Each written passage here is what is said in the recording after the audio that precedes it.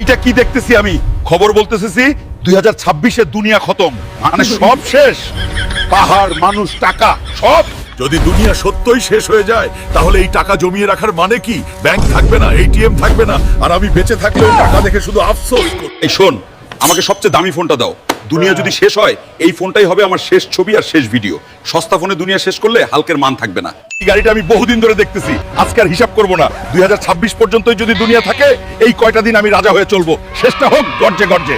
এই টেবিলে যা আছে সব নিয়ে আসো। আজ ডায়েট, ক্যালোরি, ডাক্তার। সবাই খাও, সবাই নাচো। আজকে হিসাব নেই, কাল নেই, ভবিষ্যৎ নেই। যদি দুনিয়ায়, তাহলে আজকে এত টাকা খরচ করছিস কেন? যদি খবরটা মিথ্যা হয়? মিথ্যা হলেও সমস্যা নাই, কিন্তু যদি সত্যি হয় তখন এই টাকা বুকে নিয়ে মরার চেয়ে খরচ করে মরাই ভালো। আজ 31 ডিসেম্বর, শেষ রাত বলেই সবাই বলতেছে। আমার অনেক টাকা ছিল, সব খবর করে ফেলছি। মিনিট, 2 মিনিট, এখনো তো কিছু হচ্ছে না। আকাশ ভাঙছে না, পৃথিবী ফাটছে না, তাহলে খবরটা কি ভুল ছিল?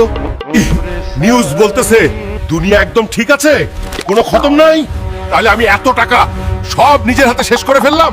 একজন শুনো, দুনিয়া খতম হয়নি, কিন্তু হালকের হিসাব একদম খতম। গুজবে বিশ্বাস করেছিলাম, এখন নিজেই গুজব হয়ে গেছি। শুনেন ভাই, একটু দাঁড়ান। আমি কোনো সাধারণ ভিক্ষুক না, আমি সেই রেড হাল্ক যে বিশ্বাস করেছিল 2026-এ দুনিয়া খতম। ভেবেছিলাম টাকা রেখে কি হবে, সব খরচ করে দিলাম। খাওয়া, গাড়ি, পার্টি, শপিং। দুনিয়া ঠিক আছে, কিন্তু আমার পকেটে একদম শূন্য। একটা টাকা দিলেও নেব, কারণ আজ শক্তি আছে কিন্তু বুদ্ধি নাই। দুনিয়া খতম হয় নাই ভাই, খতম হইছি আমি। এই শুনো, লাইক এন্ড সাবস্ক্রাইব করো, নয়তো তুমিও ফকির হয়ে যাবে।